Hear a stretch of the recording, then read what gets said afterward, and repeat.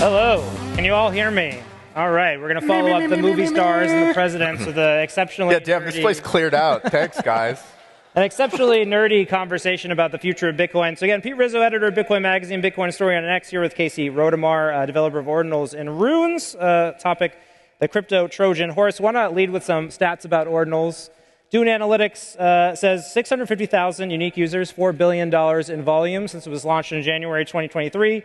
Ordinals hit a peak of 49% of the NFT market in December of 2023. Not bad. And a single Satoshi last year sold for 33 Bitcoin. So this would be a small unit of Bitcoin. So I want to start with a little bit of a preface for this. Ordinals is a protocol ostensibly about art. It allows the trading of art, if you will. And my argument has been that it is art, right? And so what is art? I think art is something that transcends mediums. And the goal for art is that it asks questions about things, right? And you can sort of measure art by the questions it asks. And so I've always considered Ordinals itself to be a form of art. And since we have the artist here, I was curious to ask him some questions. So the title of this is the Crypto Trojan Horse, right? So this is my interpretation, I think, of your art. And I use the word crypto very deliberately because I think something that Ordinals opened up is this idea that we call Bitcoin this digital gold, but clearly now it is a multi-asset protocol. Clearly we have done something that competes adversarially against the crypto apparatus. So maybe let's start there. It sounds like, would you agree that Ordinals is adversarial against the crypto system, in your own words? Absolutely. I mean, because crypto is essentially zero sum. Like, there's not a lot of utility that is created there. So any mind share and dollars that go to one place in crypto necessarily goes away from some other place in crypto. It's not like people are making cars or growing oranges or whatever, where there's actual real utility and consumer surplus. They're building this weird, fake casino stock market. And I'm very happy to see some of that activity and some of that value come to Bitcoin and get sucked out of the broader crypto ecosystem. It's incredibly frustrating. As a developer, it's incredibly frustrating to watch these systems, these large layer 1 blockchains, layer 2 blockchains, whatever. They're just so bad. They're so stupidly designed. They're so insecure. They're so dumb. So I'm very happy to leech as many users away from those things, bring them onto Bitcoin, pay fees, and like it or not, it is a big circular economy, right? All of these digital assets trading, and I want Bitcoin to be on the other side of all of those trades, right? They come for the, dumb monkey JPEGs and the stupid tokens, and then they stay for, the hard money. And it's really unfortunate. I mean, I think we all know somebody who got into crypto, but the way that they got into crypto was not through Bitcoin. It was through Shiba Inu or some let's stay there nonsense. With the goal of this kind of crypto Trojan horse. So obviously, it paints this idea that there's a completeness to this journey, right? That Ordinals is one use case that we are now sort of competing against the crypto ecosystem with, and there might be more use cases on which Bitcoin could or should compete. As you look around at the ecosystem, obviously Ordinals dealing with NFTs.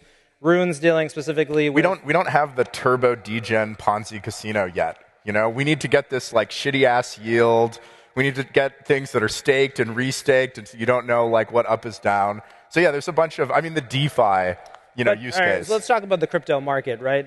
Bitcoin obviously only 50% of that market, right? So is the goal 100% of that market? And if so, what use cases get us to 100% of that market?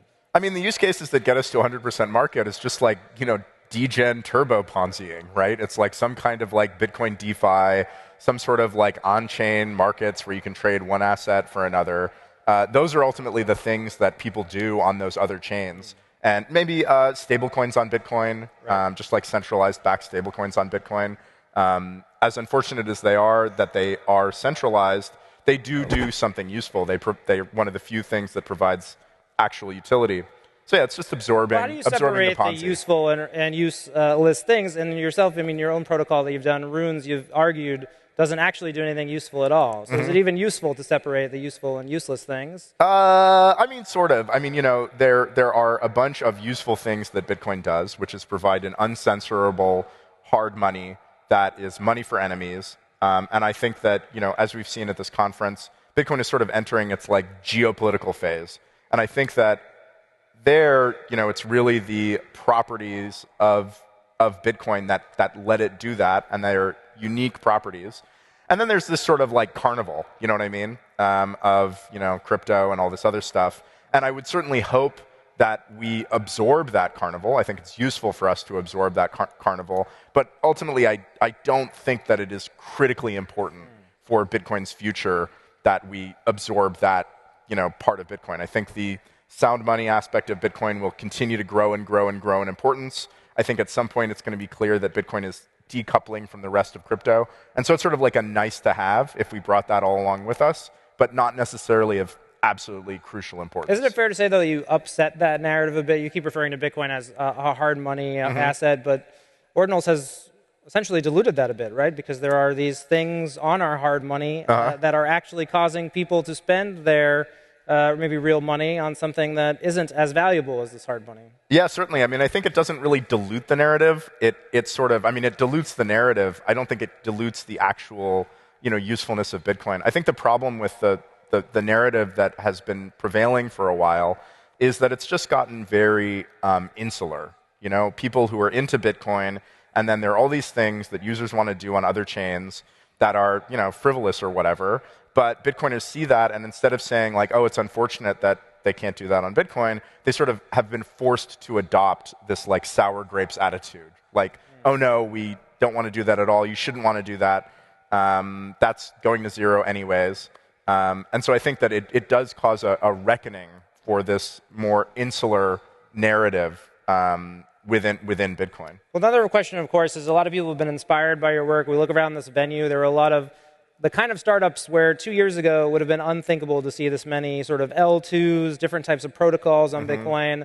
What do you think their impression of your work is, and is it what you intended? It's really interesting because, I didn't do anything that complicated. Like, I just wrote these little protocols, And initially, when I sort of heard the phrase, like, Bitcoin Season 2, I was very skeptical. I was like, yeah, what are you talking about? Like, I did these, like, token protocols. Like, I don't know if that's really going to kick off, like, a Bitcoin renaissance. But it seems like it has. I think that there are, like, I've heard over 200 Bitcoin L2s, or at least Bitcoin L2 pitch decks. And I think everybody just needed a little kick in the imagination, to see what could be unburdened by what has been.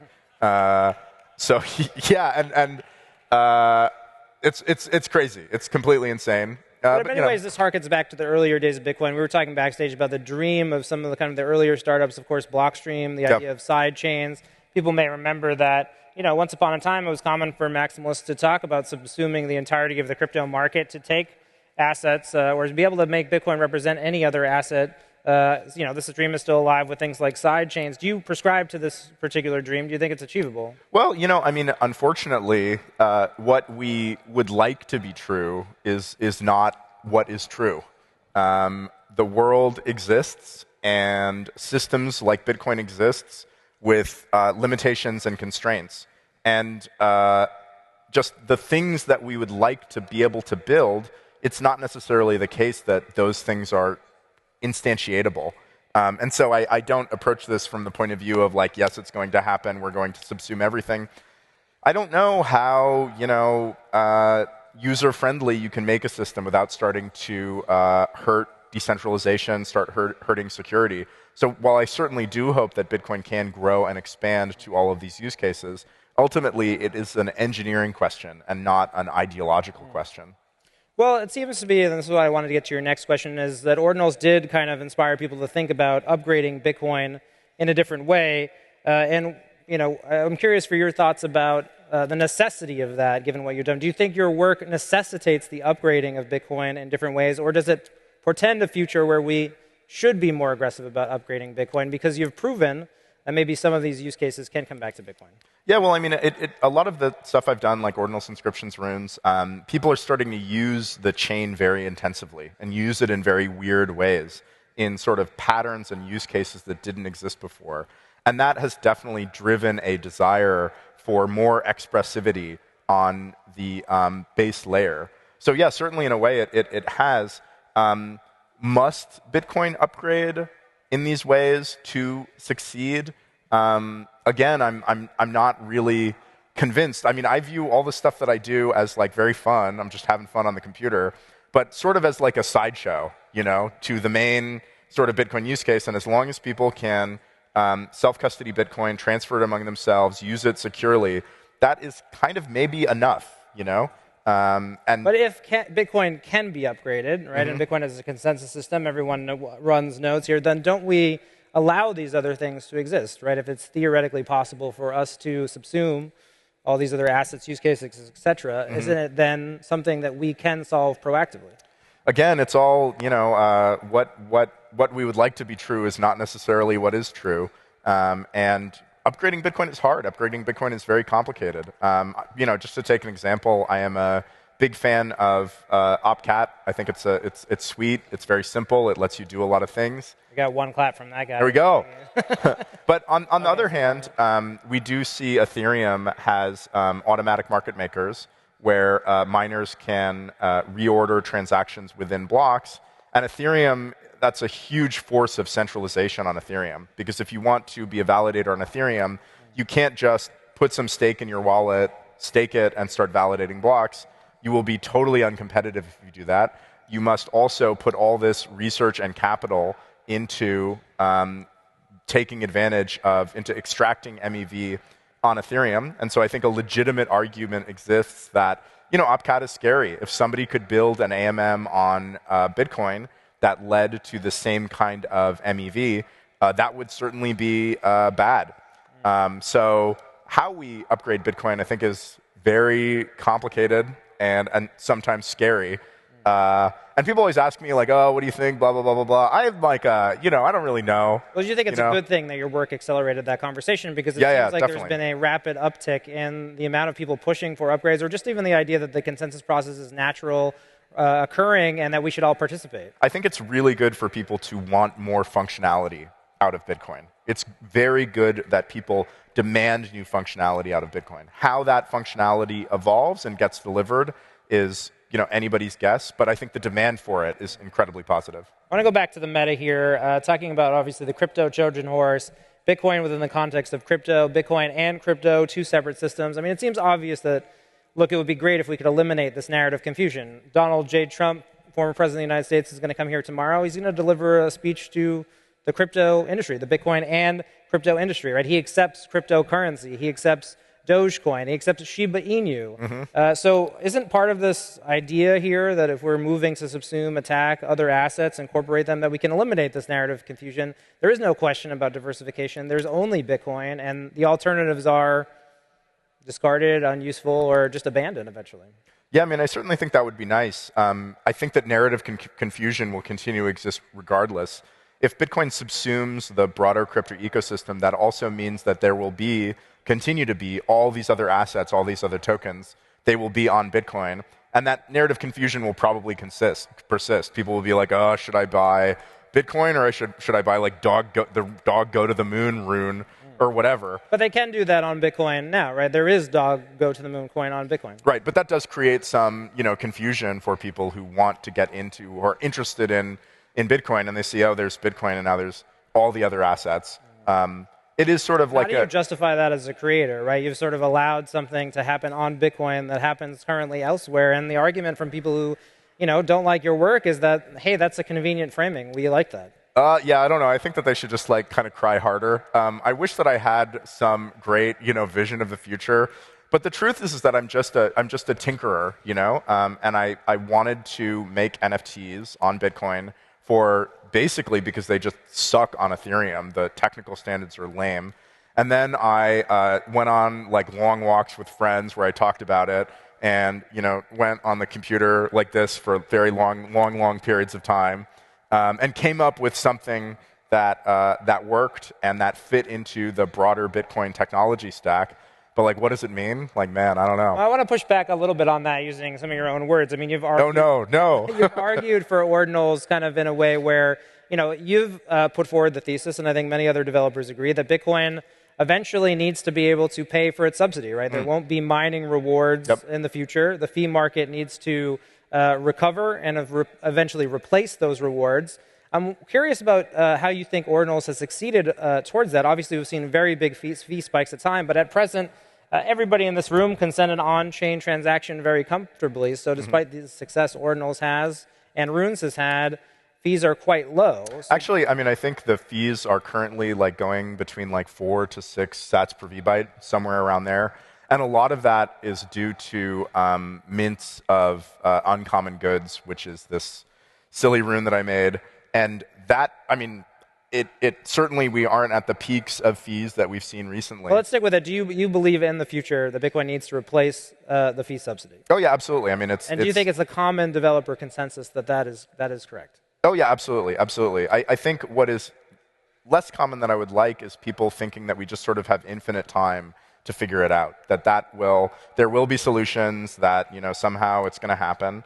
But I would prefer not to kick the can down the road. And I think whatever sources of fee revenue we can get as early as we can get, demonstrate that these things are possible, is incredibly important, incredibly useful. Do you think the sats per VByte that we're seeing now are high, and you would credit that to Ordinals? Yeah, absolutely. I mean, if you look at mempool.space, you'll see every pending block worth of transactions, you'll see huge numbers of runes transactions. They're little tiny fly-spec transactions. But yeah, I think that we'd probably see maybe half the fees. But how else do we approach this problem if not creating other protocols? Because you talked earlier and you seemed dismissive of these other protocols. They don't maybe do anything useful, or this big casino. But now we're saying there is a link between this big casino and a fundamental problem in Bitcoin. Well, yeah, I mean, we've got to approach it from 2 angles. Like, I think it is helpful to build out the casino, get fees from the casino. But isn't that existentially necessary if there's a problem that it solves that's fundamental? We also have the main Bitcoin use case, right, of just transferring Bitcoin, opening Lightning channels, making payments. That, I think, is ultimately where the largest source of fee revenue is going to come from as Bitcoin, the asset, becomes more and more. But haven't we seen that hasn't really been the case, right? It's been 14, 15 years. Yep. The largest fee spike around 2017. We've since enlarged the amount of block space that can, or the amount of processing that Bitcoin can do. Yep. And it seems like that maybe even was a misstep in hindsight, given this problem. Yeah, maybe. I mean, it is definitely the case that fee revenue from base layer transactions has been disappointing. And 2017, the big fee spike, a lot of that was probably people who were like anti-SegWit, like clogging the chains with a bunch of sort of junk transactions to prove a point. It is concerning that the sort of base layer asset is not generating the fees that we want. And in fact, with all these options for buying Bitcoin on regulated exchanges, buying Bitcoin with third parties, holding Bitcoin in an ETF, it means that they're sort of like efficiency gains, right, on the base fee layer. So yeah, I don't know. I mean, I do kind of think that 5 years, 10 years from now, we will start seeing that base layer demand heat up.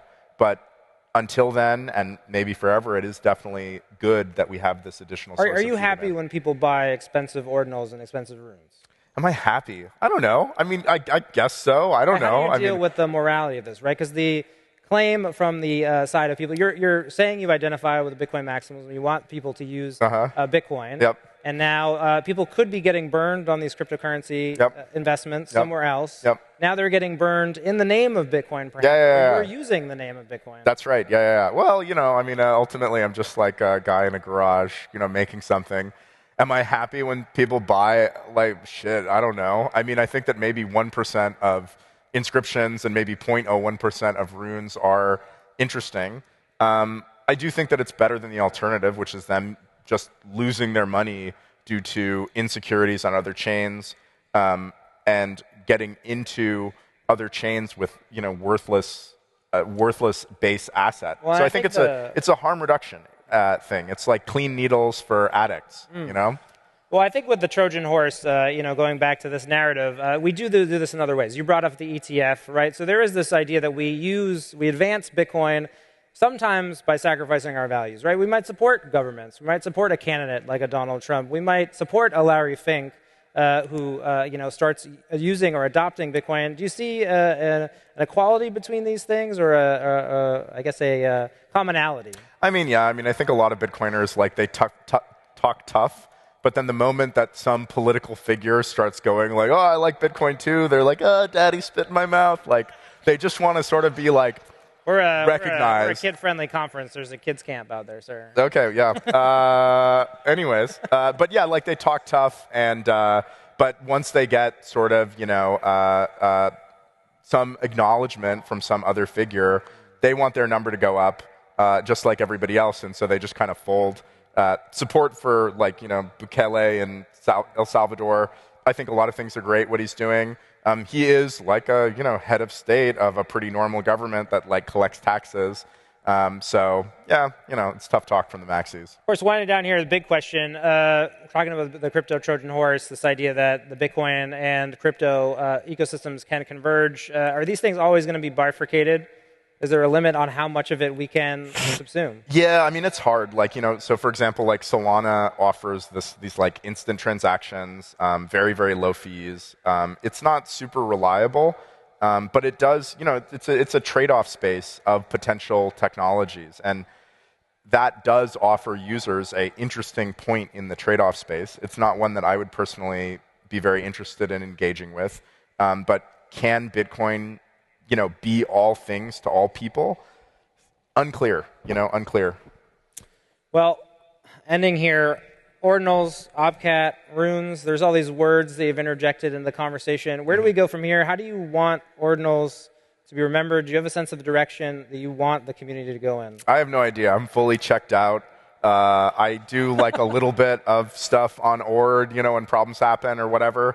So you're content with Bitcoin as it is, even with the I'm not content with Bitcoin as it is, but I have no idea, I'm working on a peer-to-peer file sharing project that has nothing to do with Bitcoin and nothing to do with cryptocurrency. And maybe, something will happen that I'm like, oh, damn, I got to get back in the game.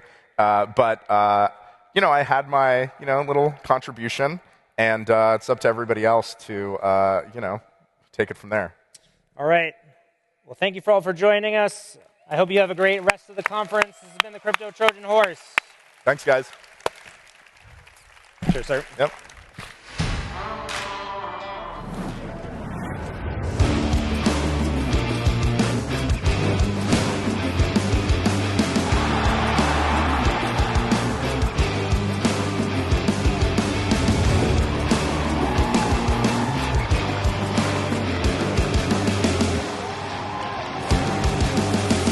Next year, we are bringing the Bitcoin conference to the American West, Las Vegas.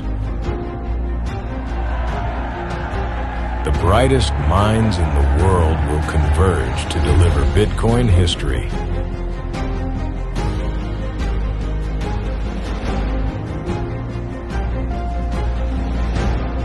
Buy your tickets now at b.tc/conference/2025.